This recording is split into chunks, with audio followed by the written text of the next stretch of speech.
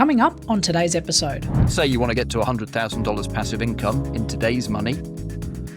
Most people have no idea how many properties they need or the time it will take to actually get to that goal. And so for me, being able to put all that into the modeling and show them, okay, based on this scenario, you can get to this by the time you want to retire. Or if we do this and we move a bit faster, you actually might get there 5 years earlier. Dodgy advice and bad decisions can cost you big in real estate. We're here to make sure that that doesn't happen. Welcome to the No BS Real Estate Podcast. I'm your host, Jo Agresta, and it's time to take control of your property journey together.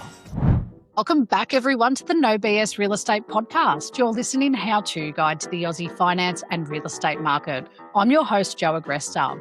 Now, most investors don't fail because they picked the wrong suburb. They fail because they made the wrong first decision.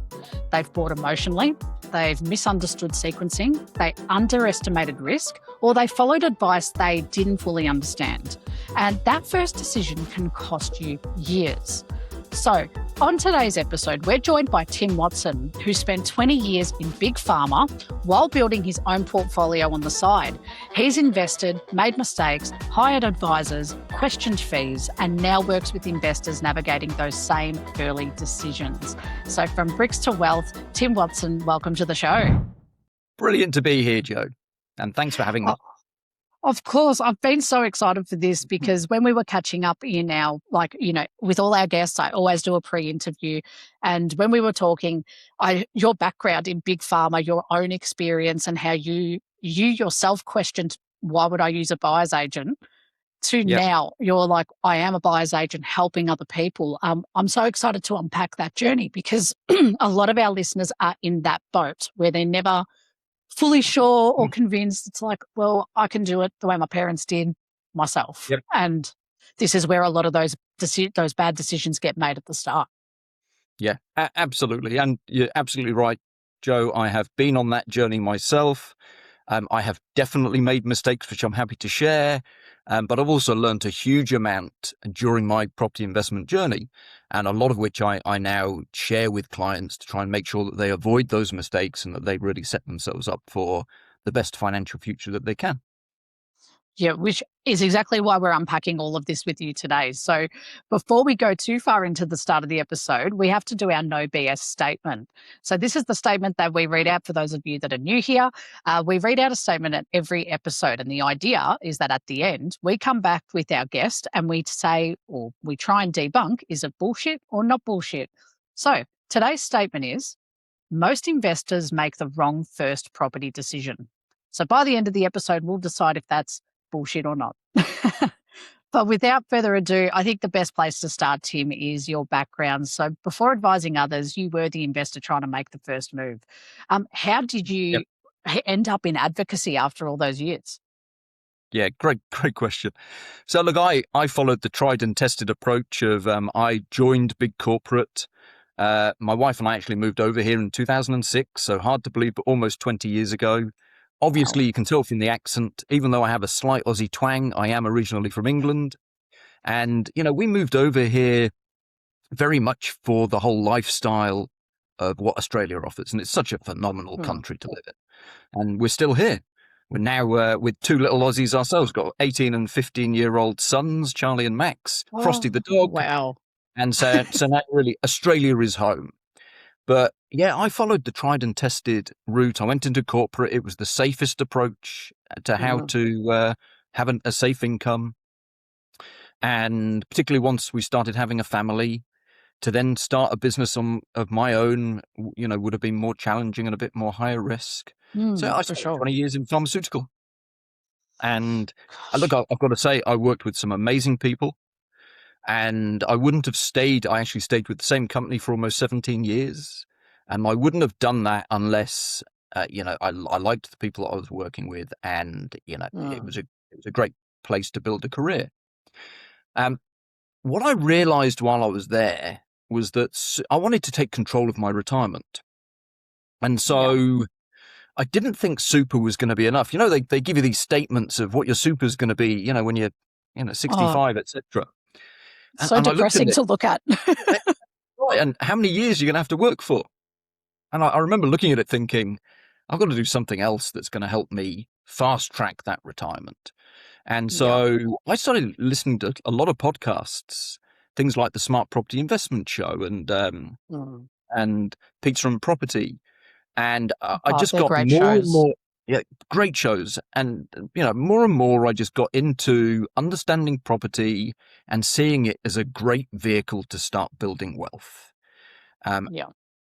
And then I did nothing for a few years while I went into the analysis paralysis. Where should I buy? What should I buy? And I Oh, think that's yes. probably the issue that most people have is actually taking action. 100%. And this is why it's so, like, why I connected so well with your story, because I always say, like, when you're an advocate or when someone goes into buyer's advocacy, often it's the best experience you're going to have is from someone who's tried to do this themselves or has done it before. And it doesn't necessarily mean you need to be a portfolio investor with $15 million on your asset list. It means that you've gone through that hard experience exactly where your customers have been sitting. So, and this is what I want to say to our listeners. Don't take into this episode, oh, well, Tim dedicated, X amount of time to it and did it himself. And that's the way it is. It's like, it doesn't have to take years.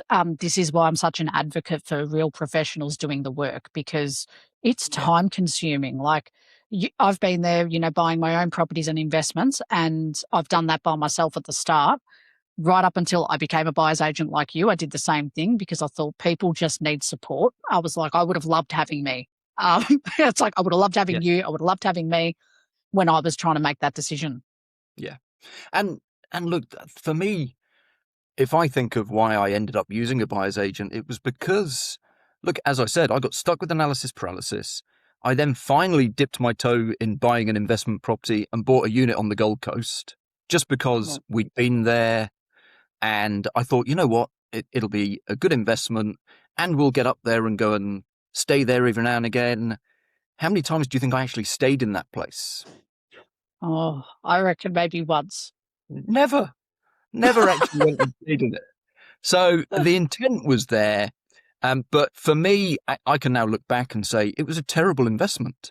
If I'd have actually put that money into a house in a different market, I would have honestly outperformed so much more.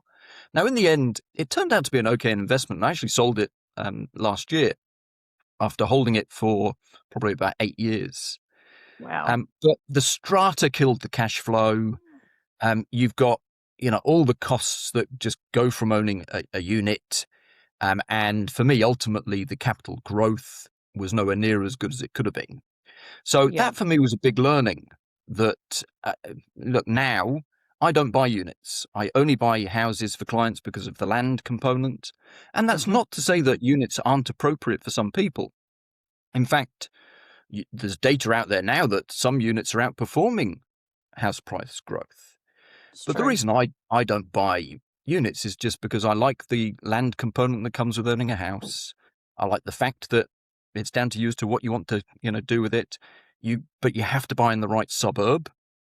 And from a cash flow point of view, the strata, the additional cost that can come from owning a building if there's special levies, and that seems to be happening more and more. I just see that as a bit too much of a risk these days. I completely agree. Like, if we had to look at the prime assets of what's, the best buy from an asset class, right? So for those of you listening going asset class, I'm talking, do you buy a house? Do you buy a unit? Do you buy an apartment, a townhouse, or a piece of land? If we're talking residential investing, which is our focus today, not commercial. Commercial's a whole other asset class that we've got other episodes for. But if we look at those assets, it's what's going to give you the best kind of return and stability. And I agree with you, because when you're looking at apartments and units, it comes with those extra fees like the body corporate, the strata fees, and depending on what you're buying, like I've got a family member at the moment who their budget can only afford because of where they want to live. They can only afford units and apartments.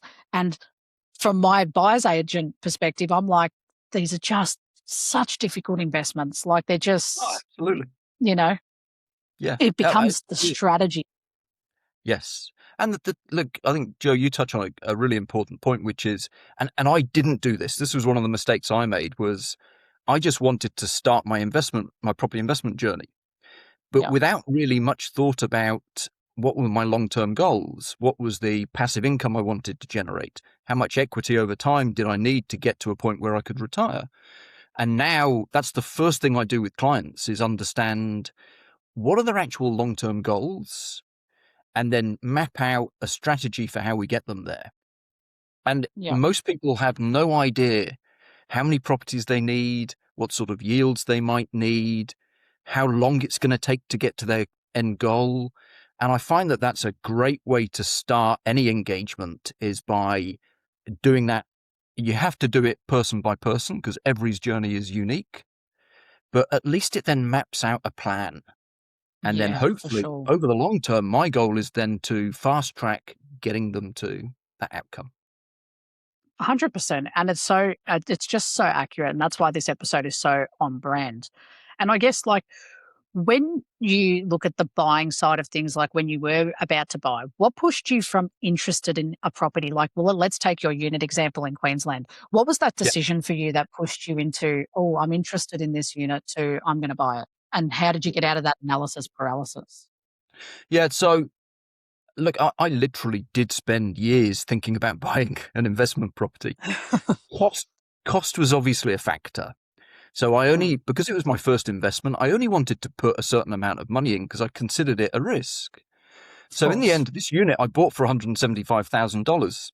Wow. And I mean, look, it was a small unit, but it was very, the reason I bought it was there was a lot of infrastructure going into the Gold Coast. So this was before the new, like the rail metro or the tram system went in.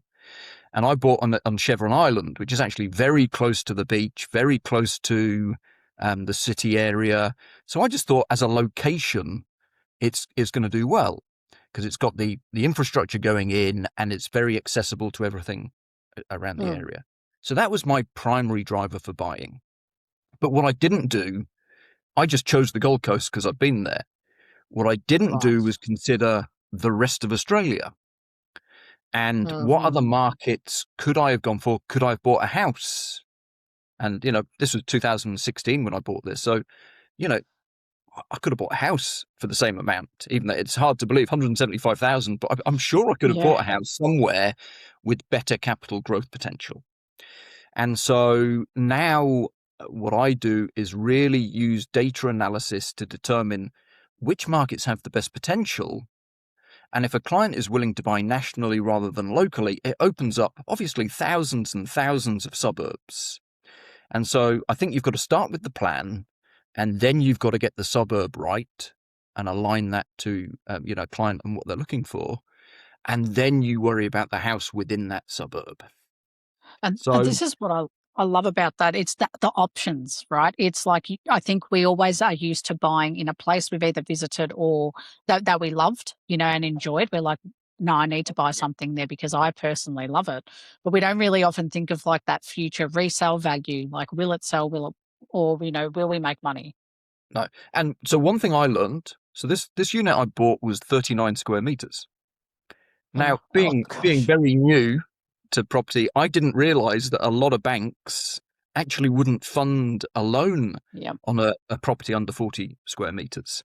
So that was my first mistake. Luckily, I was in a situation where, I actually had the funds to be able to make that investment.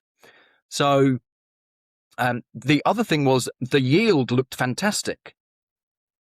But whenever you buy a unit, the yield can look brilliant right up until the point you realize how many costs are involved, just as you were talking about, all the body corporate, strata, insurance, everything that you have, and the management fees as well, really eat into it. And so that was my learning was, even though the yield on paper looked fantastic, by the time I'd paid all the costs, it really wasn't.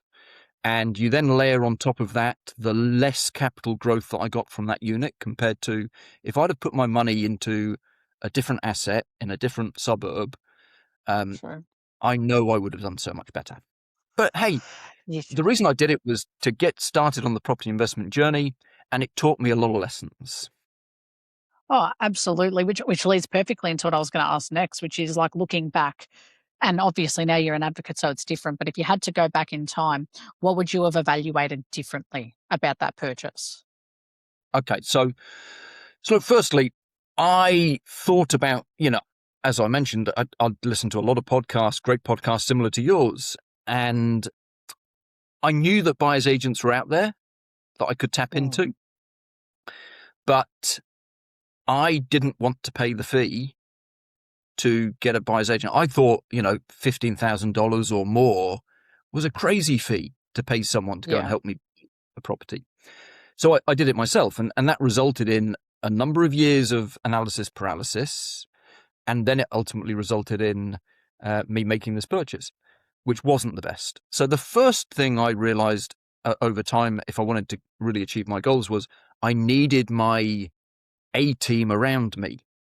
And for me, the A team now includes buyer's agent, accountant, solicitor that can support me when it comes to making purchases, building in pest inspectors that I know and trust the reports that they're going to pull together.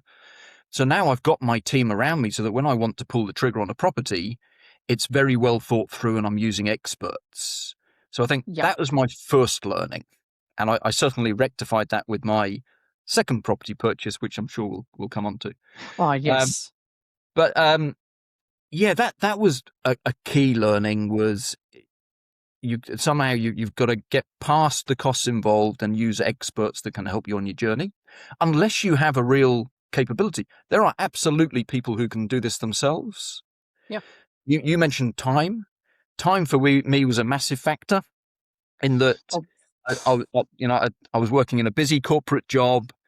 And so that was part of the reason it took me so long to actually invest. Whereas I think if you're going to pay, whether for a buyer's agent, part of the service they're going to, or part of the thing they're going to save you is time. But people grossly underestimate time, and I talk about this a lot. Like, if you had to weigh up the cost of the nation average is 6 to 9 months is how long it takes an average Aussie to find their principal place of residence. Obviously, with investments, that can go longer or shorter depending on, because it's less emotional. But for the ones that are buying their owner occupier properties, 6 to 9 months is the norm. And when I break that down, I'm like, so on average, people are inspecting anywhere between 14 to 20 properties in that time. They're doing it on and off. They've lapsed 3 pre-approvals from their mortgage broker and they've had to go back and get them renewed. And it's a lot of time spent doing the running around, the stressing, especially if you're a full-time parent or you're working full-time. This is why buyer's agents make a living out of buying property, because it is a full-time job. Like, I remember in my corporate days buying my principal place of residence with my partner, I sold an investment and used that money to buy, with her here. And that build process, that was building a home. Oh my God, that was just working full time and having to manage that process. I remember back then going, I should have gotten a buyer's agent because I just had no time. And if someone was looking after this entire journey for me, I just would have had that stress relief, because everything was being interrupted during my workday. Like all my professionals worked 9 to 5. So if my conveyancer or solicitor needed to ring me, they're interrupting me in the middle of a team meeting. I'm trying to call them back at 5 o'clock. They're not answering the phone. They're now emailing. Everything gets blown out and delayed. I just think the time saving alone and the communication of all those parties that you mentioned, which I think is extremely important, is part of the value, in my opinion. If you value your time, that's where you would go. And look, for me, when it came to the second purchase, and I decided I was going to use a buyer's agent, and I listened to podcasts, so I called a few to try and determine which one I thought would be the best one to work with. And for me, there's a bit of a personality fit that you have to find. I think for anyone who's considering using a buyer's agent, I would absolutely advocate that you talk to 2 or 3 different people and you hear what they're going to do, how they're going to support you, and you then determine, okay, my gut feel, who do I think I'm going to get on with? Because this should be a long-term relationship. I know the thing for me, I am absolutely thrilled when a client comes back and they want to start on their second property, because it means that first experience for them was a great one, that the asset has done well, and then they're coming back. So for me, that's incredibly rewarding. And so, yeah, I think that you've got to have a good fit with the person. But for me, it was absolutely portfolio changing in the speed at which I then moved for my second, third, and fourth property. Because I used a buyer's agent, happened within the space of a few years. Whereas I think if I'd have tried to do all of this myself, I think it would have taken me a few years for each property. And I'd have probably bought in a place that didn't have the potential. So 100%. Like, and like, I guess, you touch on a really important point there of interviewing multiple, agents, like, 2 to 3, but personality and gut instinct.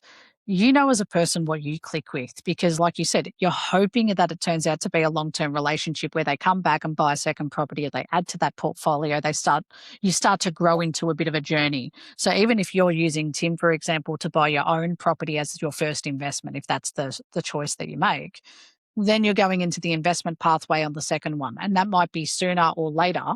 But these are the things that I think strategy is important in this, scenario, is which buyer's advocate is going to take you to that level and which one are you happy working with long term. So I guess when, like, you interviewed a few buyer's agents, can you tell us how you made that decision in the end on who you went with? Like, what was it for you? yeah.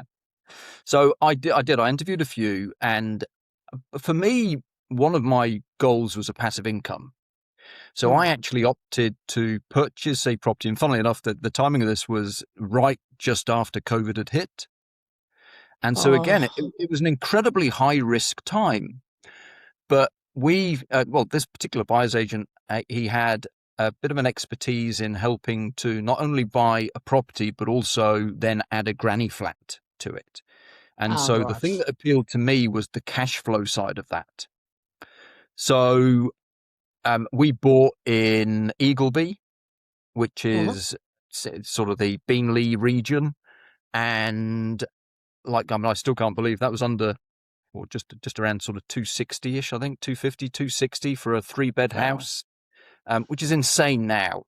Like it's utterly ridiculous to consider what that would be worth now.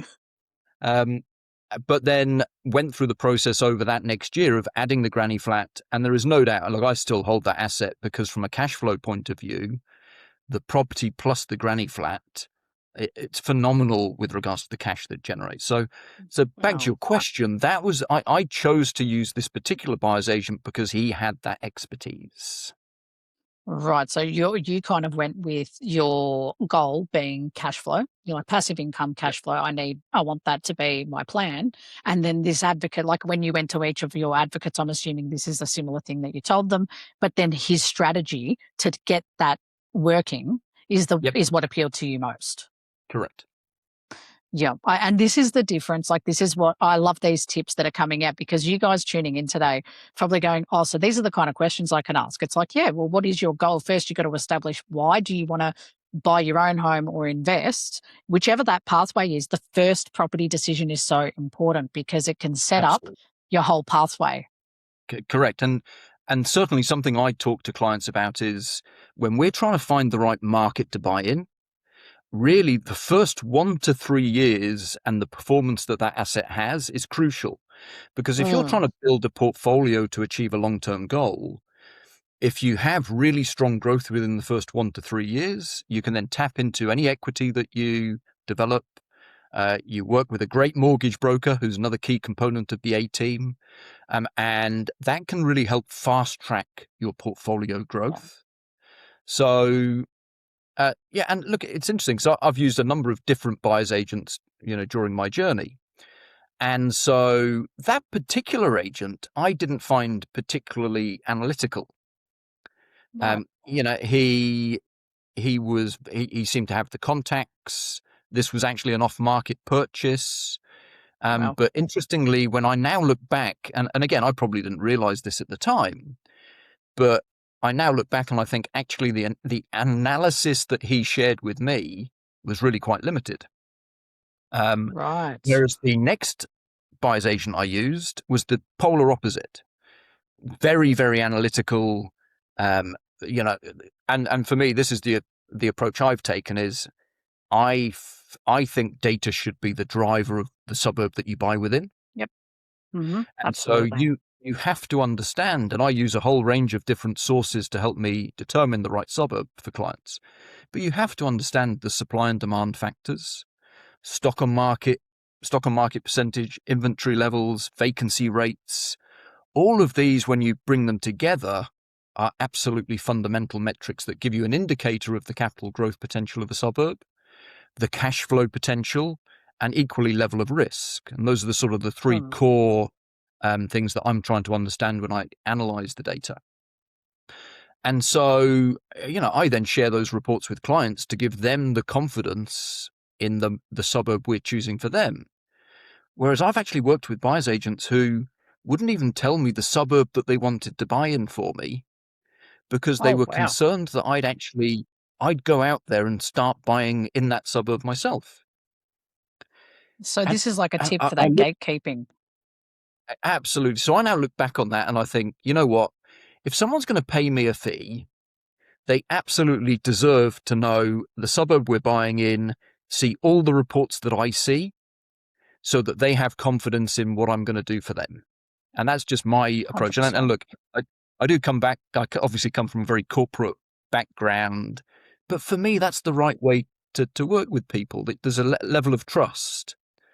So, yeah. And that's just that's just some of the experience I've had using buyer's agents myself. Is what I've realized is that buyer's agents are not the same. You could use one buyer's agent and they will be great at one thing, but not so great at another, and vice versa for another one.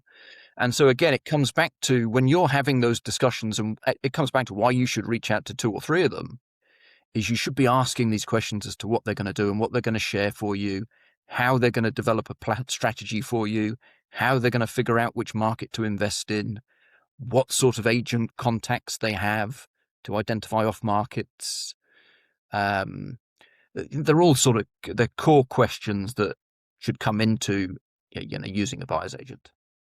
I agree. And they're like, you answered my next question so beautifully. I was going to say, what kind of things should investors be asking in these interviews? But, you've nailed it. It's for you guys listening. It's so important to get those questions right in an interview. You got to think of it like a job interview.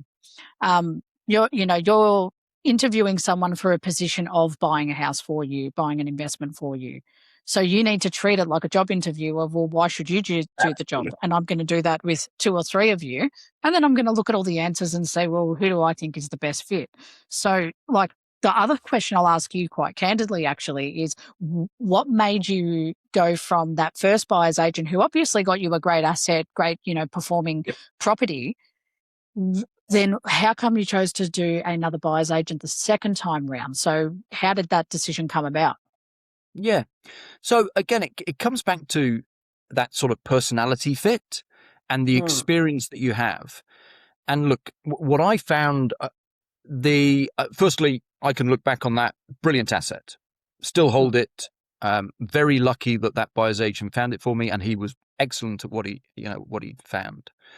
I sort of found the what was promised versus delivered was a little bit different in that the granny flat, my understanding was that, it was going to be, my hand was going to be held all the way through the journey, through to the granny flat being completed.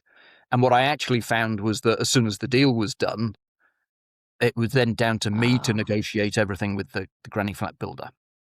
Oh my God. So that left a little bit of even though the asset was great and I know I got a brilliant deal on it, the experience wasn't quite what I thought it was going to be. And that then led me to just look into what other buyer's agents were out there. And so I went through that journey that we've just talked about, which is talking to different types of buyer's agents. And I came across one where the data analysis side was very strong. And so that really appealed to me. And even though Eagleby turned out to be a brilliant investment, it wasn't without, there wasn't any comparison of Eagleby versus any other suburbs that we might consider. Whereas with this other buyer's agent, they actually gave me a multiple of different options, and it was then down to figuring out the right one. So that's why I started looking around and ultimately used a different buyer's agent for my next purchase. and I know hindsight's a beautiful thing. If he had delivered on what he promised, do you think Yeah. you would have gone back to him again and without Absolutely. question? Yeah, and by the way, I did ultimately buy again through that buyer's agent because the first experience, the asset itself, was a really strong asset. So, and I also, I wanted to, I bought over in Perth back in 2022. And again, he had the contacts over there. So I went to him with a very specific brief that I actually wanted to buy in the WA market and put the sort of Perth area. And I wanted that granny flat potential again. So that was the rationale behind going back. I knew he had an expertise in that. And even though the analytical side might not have been that great, I was confident that the asset itself would be good. So I've done multiple purchases with multiple different buyers agents, and that's where I think you've just got to know what you're looking for, and know the skills and capabilities that different buyers agents are going to offer you. Well, this is where I come back to, and like I'll ask you directly. Like I find that good buyers agents always have like a niche or some sort of specific kind of trend that they follow when it comes to what they buy. Like for me, when I was an advocate, I was specializing in owner occupancy. And in the southeast of Vic. So it's like that's a lifestyle choice that people, need to buy here for different motivators. I'm helping them buy their owner occupier anywhere in the southeast. It's my backyard. That's what I was comfortable with. But if someone said to me, "Hey, I want to buy a house in, the western suburbs of Vic," I would actually refer them to an advocate that I knew who did work out that way because it's not my market. And I find that that's where you might really gel with a buyer's advocate, but when they're telling you that they're not confident in one component, I find that's the best service you can offer because we all do work together. Oh, absolutely. And I know, there's buyer's agents that I partner with because they specialize in owner occupier. So if someone wants to buy their first home, they can help them with that. Now, that's not even though I'm licensed to help someone buy their permanent place of residence, it's not my focus. I've decided to focus in on residential investment, and I buy nationally for clients. So I'm licensed to buy in every state. And the reason I do that is because while you have one market that might be slowing down, Australia is such a wonderful country. We've got these thousands of suburbs, different states. There is another market where the indicators and the data analysis will show you that there's got great opportunity. Yeah. So that's for me why I like to be able to talk to clients about understanding where they would have thought about buying, but then also perhaps challenging that with other markets that exist, but ultimately getting to the right decision for them. Some buyers agents specialize in Brisbane. Now, if you want to go and buy a property in Brisbane, using a buyer's agent that has that specialty in that area makes perfect sense. Yeah. But I think you've just got to know what you're looking for and then align yourself with the buyer's agent that's going to be able to give you the best or support you the best. And that one bit of advice I would certainly give is anyone can sound great over a call and tell you they're going to do fantastic things for you. I would always recommend that you ask the buyer's agent for a referral. So get them to put you in touch with someone that they've worked with recently so that you can hear firsthand of the experience that person's had. And then you can tally that with what the buyer's agent's telling you. And it's just another way to make sure you make the best decision because it's, you then have multiple sources of the truth. I love that tip so much. It's a really, really strong one because the buyer's agents that back themselves will happily give you, 2 or 3 clients to talk to and go, yep, I've got people you can speak with. The ones that are hesitant or cagey about it, maybe that's an indicator for you that, well, if they're not willing to let me talk to someone, maybe this isn't the right person. And I find that's why I wanted you on this show, Tim, because you're very transparent, you have good tips, and you're coming from this angle on like the buying side, as in the investor shoes, but you're someone who's come into being a buyer's advocate to help other people. That's what makes you so unique. Yeah, thank you, Joe. And I don't even think I've answered the question which you started with, which is how you did. So I worked, as you know, I worked in corporate for 17 years. At the end of 2022, I got made very happily redundant because I'd been with that organization for a long time. And, I talked earlier about the fact that I'd got into corporate because it was the safe route. Yeah. But my goal has always been to have my own business, and I wanted to do something that I absolutely loved and had a passion for, and that is property investment. So, once I had a bit of time, we traveled around Australia for 6 months in a Winnebago. And then I came back and completely retrained as a class 1 real estate agent. So I've got that license. And now I have my own, bricks to wealth is now my passion, where I take all of that experience I've had and now hopefully, help other people and support other people to achieve all the goals that they've got through property investment. And look, there are different ways to build wealth. Some people like shares. For me, I've always loved property, loved playing Monopoly when I was young, and now I just sort of do that for life. I love it. I think a lot of us that played Monopoly as kids probably ended up in the property space, because I also loved Monopoly. I still love Monopoly. If anyone wants to challenge me for a game, I'm always up for it. Well, next time I'm down in Melbourne, you're on. Oh, you're on. That's it. That's the next podcast. We'll have a whole game of Monopoly. We'll see who wins at the end. Two competitive advocates. Absolutely.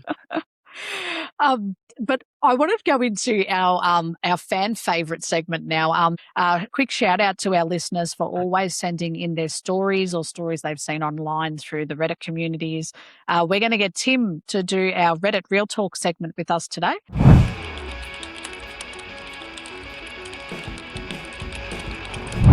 And he's going to debunk some of these things, share his perspective, and see how we can help some of these buyers, who are having really interesting experiences. So, Timmy, up for the challenge? Absolutely. All right, let's get into this first one. This first post says, buy home or invest first. And it says, hey all, I'm a 32-year-old living and working in Sydney, earning around $160,000 with a $170,000 deposit saved. Good on them. I'm finding it near impossible to afford a house anywhere near the city. Only options seem to be far out west. Apartments feel like a risky play with high strata costs and oversupply concerns, especially in Sydney. I'm considering 2 options. Option 1, rent vesting. Keep renting close to the city for lifestyle and work convenience, and buy 1 to 2 investment properties in growth areas interstate. Example, Queensland, South Australia, Western Australia. Or buy a house in Western Sydney under the first home buyer scheme. Live in it for a year to waive stamp duty, then potentially rent it out or sell down the line, hoping land appreciates better than units long term. Keen to hear your thoughts. Anyone gone down either path? What would you do in my position? So I guess the main question here is, if this person was sitting in front of you, how would you structure their decision? So look, this is a dilemma most investors face, is do I buy my permanent place of residence first, or do I start my investment property portfolio first? And look, I'll be honest, there's no right or wrong. It's very individual, because there are pros to buying your permanent place of residence. For some people, it's just actually the fact that they can live in their own home is a massive factor for some people. And look, for me, it was. When we moved to Australia, we started off in Kirribilli and had a 1-box unit there, which we rented. And then slowly but surely we moved to Artarmon, Chatswood, and we just got further and further north until we could buy our first home. And the reason for us that was important was because we'd started a family. We wanted the security of knowing that we had a home that we could live in. And for some people, like if you're renting and you have a family, there's always that risk that they might try and put the rent up, or they might want to take the property back. And so you can get sort of stuck in moving from one rental to another, which obviously is not ideal for anyone. Of course. So I think first and foremost, to answer that question, you've got to really talk to the individual about what's important to them. Obviously, buying your permanent place of residence comes with the benefit of there's no capital gains tax. So, that's an important factor. Now, on the reverse side, and I see a lot of clients who have exactly the same challenges as this particular listener. And by the way, I think the listener has done brilliantly, but, really solid income, brilliant to have actually built up 170K deposit already. So they absolutely have the potential to buy now. Yeah. Now, I think the reality is that's not buying a house in Sydney. It's probably not even buying a house in the Blue Mountains. because Wow. the house prices in Sydney are so far away from the reality of that kind of ability to invest. So for me, this is where I model out, what happens if you buy. Different scenario planning is important. What happens if you buy your permanent place of residence now and then you invest later, versus what happens if you start rent vesting now and the first property you buy is an investment and then you actually keep buying investment properties. Some people then actually want to sell down the investment properties to buy a permanent place of residence in the future. That's Other true. people are actually, once they get a taste for building a portfolio and the equity growth and the passive income that comes from that, they realize that actually rent vesting is perfect for them. And just in case there's some listeners who don't really understand the concept of rent vesting, you rent in the area where you want to live, and you invest in other markets that hopefully have much better performance potential. And I think that's the answer to this question, and one key factor is the performance potential. So the capital growth potential, as we talked about earlier, there are thousands of markets out there that you could invest in. Compared Absolutely. to if you live in, let's say you live in Chatswood Oh. and you want to buy in Chatswood. Chatswood has a certain, the data analysis will tell you whether or not it's a good investment, but it's one suburb. And so I think anyone who's considering rent vesting, the first thing they've got to start with is, okay, there's the opportunity of buying here, or what other markets exist that have great potential. And if I just look at the numbers, so with this 170k deposit, you're probably looking at an investment of between 800 to 850, but using it based on 20% deposit going down.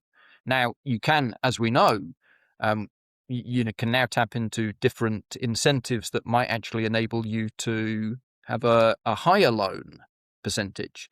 But I think that comes with challenges as well. The higher the loan, if you're taking out a 95% loan, you are paying that loan off for the amount of interest you're going to pay is much, much higher over time than if you took an 80% loan. So these are the sort of factors you've got to consider.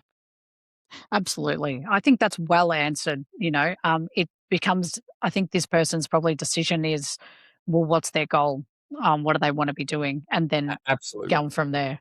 Yeah. And you're right, because if their goal is, I just need that stability, permanent place of residence, and in this case, it might be a unit. Yeah. Because unfortunately, that just might be what that person can afford in Sydney. And I think that is a factor, because as we talked about, and look, this is my personal bias.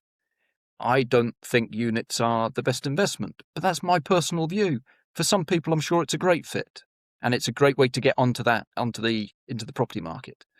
But I would personally prefer to build a portfolio of properties and houses with land component in suburbs that have great potential, where the analysis tells me it's going to be a good long-term investment, or short and long-term investment. And then the other benefit I think you can get in rent vesting is, because you have an income associated with the property, it will enable you to actually move faster. That's true. You will be able to, we talked about this earlier, that you'll be able to work with your mortgage broker, hopefully be able to move quicker with the second purchase, depending on your income and financial capability. But that for me is a major factor, the speed of being able to get into the market and build a portfolio. And one thing I model for clients is the difference between, say you want to buy 3 properties. And for some people, 3 properties is enough to get them to their goal. Say you want to buy 3 properties, there is a massive difference in the long-term equity. If you buy, say, one in year 1, one in year 5, one in year 10, and then you look at the equity that you've got by the time you get to, say, 20, 30 years, it is massively different compared to you buy a property in year 1, 2, and 3. Yeah. 100%. Because of the compounding growth that comes from it. Yep. So that's one of the things I always talk through with clients is the magic of compounding growth. If you can actually, and you've got to be careful you don't put yourself under financial stress. So I always have a buffer with clients about, say, your worst case scenario, you lost your job.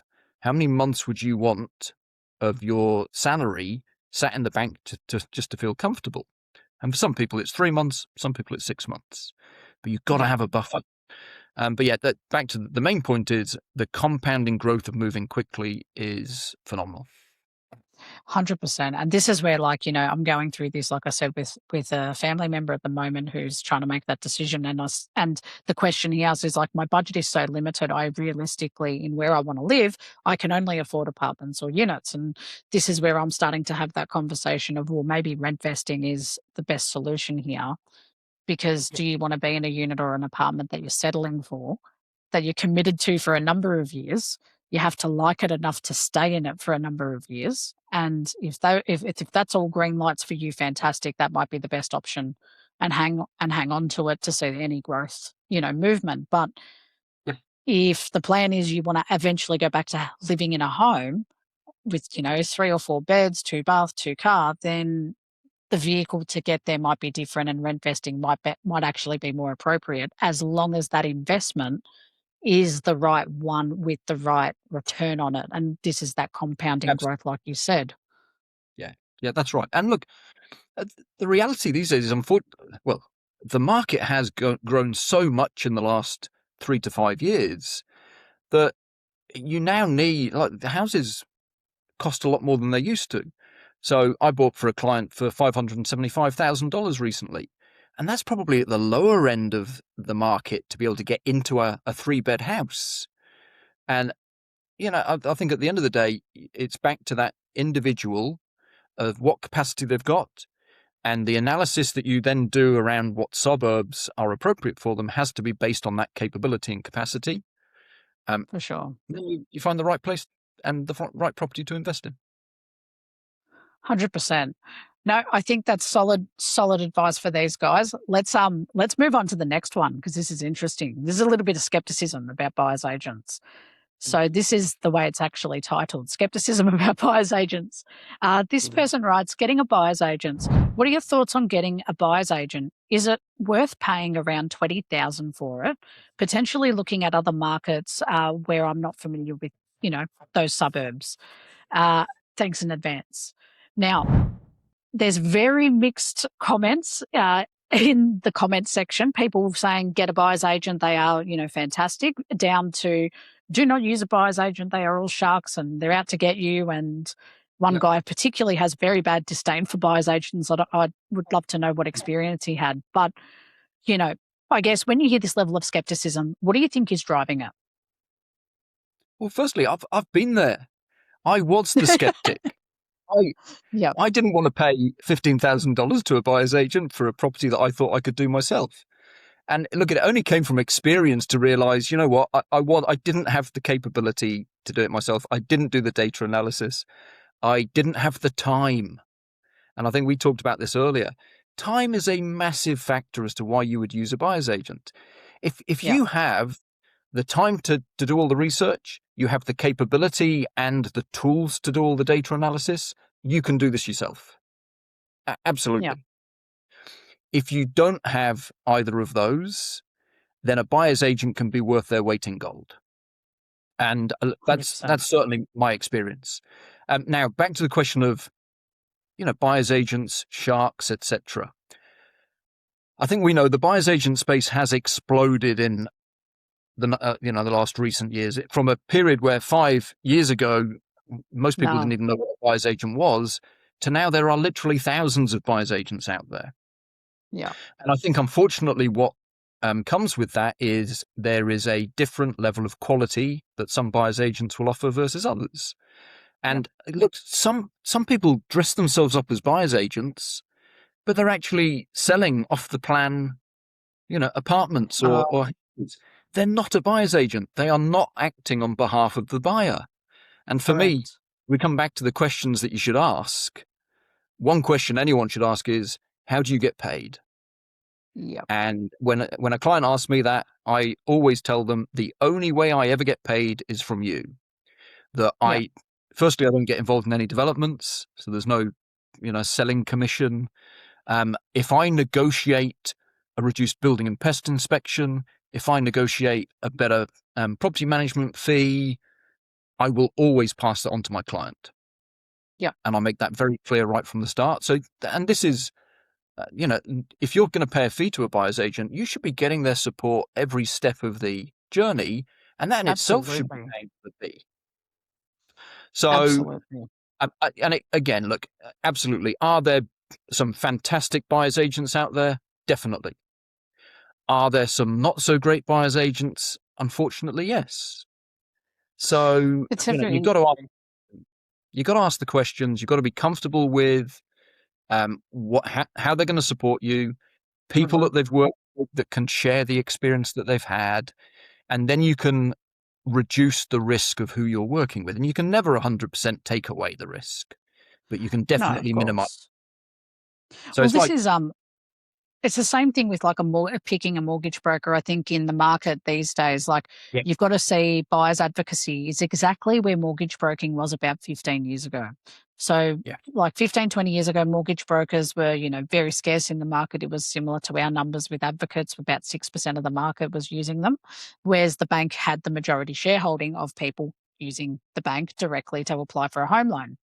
And then now, if you look at the market, brokers, 90% of the market use a broker, not their bank directly. They go yeah, to a mortgage broker. There are thousands of mortgage brokers. There are bad ones. There are good ones.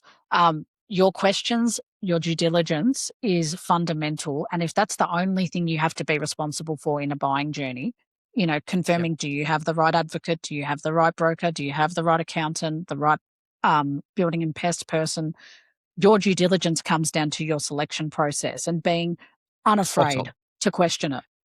Yeah. And so you just talked about due diligence. Due diligence is an integral part of what a buyer's agent should provide to you when it comes to analyzing a property. Absolutely. But you also need to do due diligence on your buyer's agent if you're Yeah. considering. You've got to make sure that the service that they offer is aligned to the service that you want. And yeah, I think it's crucial. Just to also answer the question, and this is from my personal experience. As I've shared, my biggest fundamental issue with using a buyer's agent was I didn't want to pay the fee. Yeah. But here is my personal experience of where the value comes from. So absolutely the saving of time. I think you can build a portfolio much, much quicker with your A team around you than you can if you try and do it yourself, because you've got someone else that holds you accountable for it. And particularly, I'm not just a buyer's agent, I do the property strategy stuff up front as well. So if Yeah. you've got someone that can build a strategy with you, but then also help you on that journey to achieving those goals, it's a long-term relationship. And so that's crucial. The fee itself, let's say you have to pay a buyer's agent $15,000. If they choose a market that outperforms by 1% each year, and it's a $750,000 property, the additional growth is $7,500. And that's Yeah. just 1%. So it again comes back to the data analysis that if they are sharing the reports with you and giving you the confidence that the market they're going to buy in is going to outperform, the fee should be paying for itself. And if you compound that over time, like you take that 1% and it keeps outperforming for a number of years, it pays for itself very, very quickly. Oh, And then you've got absolutely. other factors like certainly the ability to negotiate is crucial. A lot of people don't have that negotiation skill, Oh, but yeah. understanding how to get that property at the lowest possible price is important. Negotiating around building and pest inspections, like most building and pest inspections offer the potential to then renegotiate, Yeah. because inevitably I'm yet to come across a building and pest report that doesn't look concerning. I don't, me too. No one's ever given me a building of pest and it's just passed with flying colours. There's no minor problems, no Never. major. There is Something's there. always something. So, and look, I think I think we might come on to that on your next question, but it's a Yeah. really important point is when you get a building and pest inspection, most people are mortified at what the hell they read. It's like, I'm about to buy this property and it's got all of these issues. The reality is most of them have very limited major issues, but there's always something there. There's always, and look, I think we need a whole other episode on this due diligence piece, because I'm looking at the time and I'm like, I'm going to keep talking to you. I know this. We'll have a whole series of episodes, Love but it. We'll line up it's the next. we're going to line up the next one. But I think before we kind of close out, the episode, I want to go into, strategy and momentum, because I think what's clear across those, posts on that the listeners have shared, thank you guys again for doing that, is it's that skepticism, it's that trust factor. And I think it boils down to doing your due diligence at bare minimum on who you're working with, because there are good apples and bad apples in every industry. And it's the same when you're trying to buy clothes, trying to buy products online. You're assessing before you put your credit card details in if you trust that business or not. It's the same process. Look, another reality, and I certainly experienced this using buyer's agents, is like myself is just me. So my clients know throughout the whole journey, whether it's the property strategy stuff all the way through to finding the right property, and I actually go that step further and make sure they get the right tenant through the right property manager. But they're only ever going to work with me. Whereas I've used other buyer's agents where I've worked with 3 or 4 different people on the journey. Now, it depends what you want. Like, if you're happy to work with 3 or 4 different people who are experts at what they do, that's great. If you actually think that working with one person is going to be a better experience for you, then go down that route. So again, it's got to be tailored to what you personally want. No, well said. And I think if we look at, strategy and momentum, what would you say separates someone who builds a portfolio of properties intentionally from someone who actually stalls that process? And that's usually where analysis paralysis comes into it. Yeah, and look, so first and foremost, and I definitely did this, or didn't do it, I should say, you've got to start with what's your goal? What are you trying to achieve through property investment? Do you, in my case, I wanted to retire by 50. Yeah. Now, for me, in addition to having a career and having super and everything else, I thought property would help me to achieve that. And it has. But you've got to start with, what do I need to get to? Like, by the time I get 30 years out, what am I hoping to achieve? What passive income would I like to help me in retirement? And by the way, I should put out a disclaimer that I'm not a financial advisor. I am very good at finding the right properties for clients and helping them purchase the right place in the right market, but I'm not a financial advisor. So it's another key core of the A team is, having someone help you plan for your future. But yeah, strategy first. Work with someone to understand what your long-term goals are, and then work back to look at what you need to do to get there. That is the biggest differentiator between someone who actually has a sophisticated approach to building a portfolio versus someone who's just flying by the seat of the pants. Love it. Very true. Strategy is key in this whole game. And I guess how do you then map out how many, and it's probably a similar answer, but how do you map out how many properties someone realistically needs? Because that's not always determined by the fact that, like you said, you get an addiction to it and you start saying, maybe I'll buy this, maybe I'll buy that. And that sometimes is the motivator. But how do you map that out? So everyone is unique. So I use sophisticated modeling to actually map out where they're currently at now. So some people are starting from scratch. Some people have an existing portfolio. So I go through that. The first thing I do is sit down with clients and go through that property strategy exercise, understand their long-term goals, use the modeling to then map out different scenarios. So as I said, and it's also based on each individual's financial capability. Everyone's unique, and the financial capability is important. Like someone who is on a $250,000 income, or maybe has a joint income with their partner, the reality is they're probably going to be able to move much quicker than someone who's on $100,000. Yeah, for now, sure. That's not to say that person on $100,000 can't do something. Absolutely, they can. But sometimes I sit down with clients and we look at their current scenario, and the reality is they can't buy yet. So it's then about, okay, what do you think you need to do to get you to the point of being able to make that first purchase? And how can you achieve that? But yeah, I think that's the core thing is you've got to work individually. You've got to model out what a potential plan looks like, do different scenarios, And most people, like say you want to get to $100,000 passive income in today's money, most people have no idea how many properties they need or the time it will take to actually get to that goal. And so for me, being able to put all that into the modeling and show them, okay, based on this scenario, you can get to this by the time you want to retire. Or if we do this and we move a bit faster, you actually might get there 5 years earlier. Yeah, that's all coming down to your process and the way you've kind of, you went in with the same motivation for yourself, right? It was all about looking at your super. This is where it all started and going, that's not good enough. Yeah, and that's right. But I'd actually put myself into the category of flying by the seat of my pants more because I didn't know exactly what I wanted to achieve. Yeah. I didn't have a set figure. I certainly didn't know how many properties I needed to get there. And it was actually only when I sat down with the more analytical buyer's agent that they took me through that process. So I actually use a very, very similar modeling and process to that particular buyer's agent that I used, where they took me through that process of analyzing where I was, the portfolio that I had, and the portfolio that I wanted to achieve to get to my goals. And that still remains the map that I have to achieve my long-term goals. I love it. Great answer. And I think this is going to help people kind of get to, the next step in the journey. So I guess my last question to you is, what's a practical first step someone listening today can take this week if they're listening to this episode? So look, for me, there's two.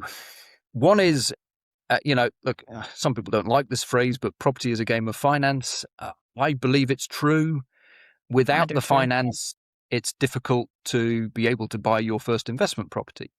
So the core part of your A team is working with a mortgage broker and an accountant to understand your capability and capacity for getting a loan. Because then any buyer's agent, and certainly the first question I will ask someone is, do you have finance approval? And how much is that up to? Because it then determines the markets I can consider for them and the properties I can buy for them. So first thing is get finance ready. You need to understand, as part of this, you need to understand where your money goes. Some people are great at saving. Some people, as the money comes in, it goes out. And if you really want to, again, it comes back to how fast you want to move. If you really want to maximize the portfolio growth, then moving quickly is important. And that might involve saving more to get you to the point where you can move quicker. So, finance is crucial.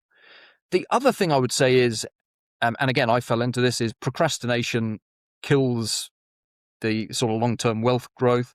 So, as good old Nike said, just do it. At some point, you have to pull the trigger. And this is whether it's, in my case, my first one was by myself. And I found ways to do it. It might not have been the best choice, but it got me started. And I learnt, as we've already talked about, I learnt a huge amount, even though it wasn't the ideal purchase. It's definitely shaped how I now invest. So whether you do it yourself or with a buyer's agent, at the end of the day, and like even if it's contacting a buyer's agent. Yes, true. Just start the discussions. You might not think you're actually ready to buy, but a buyer's agent might be able to give you some really good advice as to how to get there. And I've definitely had conversations with clients where my first bit of advice is you might not be in the best place right now to build a portfolio. So here's some things you might consider. I'm not a financial advisor, but surround yourself with some people that can really support you on that. And by the way, I always offer to catch up with clients, like completely free of charge, no expectation at all. I love talking about property, and I'm happy to talk to anyone about their personal experience. And then, hey, if I can help, that's just icing on the cake. A bonus. No, that's awesome. Thank you, Tim, for sharing those steps, and so practical for those listening. Like, talking to those, again, do your due diligence. Don't just go to any broker. Do your background check. Make sure you're comfortable with your broker and your accountant. Then have that discussion. And then I always say this to everyone: it costs nothing to have a chat. pick up the phone, call Tim, have an open discussion. It might open up your world or your mind into a new way of doing things or a different strategy, and interview people. Just start the conversation, start to gather information, and that's how you can make the right decisions moving forward. Before we wrap up, Tim, we need to come back to our BS statement or no BS statement of the day, and let's determine, is it bullshit or not? Just a reminder, the statement was, most investors make the wrong first property decision. Do you think that's bullshit or not? I'm going to say not. And that's just based on my own personal experience. I've lived that journey. I certainly made the first wrong investment. I think it comes back to, what's the opportunity? You want to try and make sure that first investment is the best possible investment that you can make. It definitely wasn't for me. And until I surrounded myself with the right people, that's what gave me the confidence of choosing the right investment that helped me build a portfolio. I love it. Tim, thank you so much for being so open about your journey and your personal challenges. I think this was just such an honest discussion and I thoroughly enjoyed it. So thank you for being here. Joe, it's been an absolute pleasure talking to you. I hope it's been of value to your listeners, and I look forward to the next one. Me too. We're going to have Tim back a couple of times, I think, and we're going to have a big chat after this because I think we can do a whole educational series on a few things. So stay tuned for that. As well. For sure. And we're going to play Monopoly. That's guaranteed. Guys, if those of you are listening and you're sitting on that first decision, here are some questions to ask yourself before you buy anything. One is, what is the property actually meant to achieve for me? 2, how does it fit into a 5 to 10 year plan? 3, what risks am I not fully understanding yet? And 4, who is challenging this decision before I commit?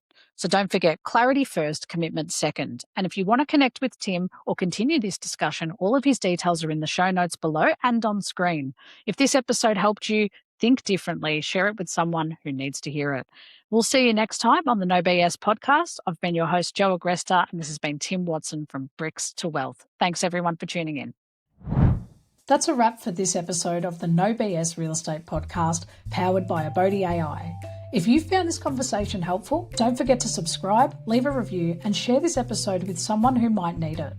If you're looking for more guidance on your home buying journey, you can visit www.abodi.com.au for expert advice, property insights, and the tools you need to find the right home with confidence.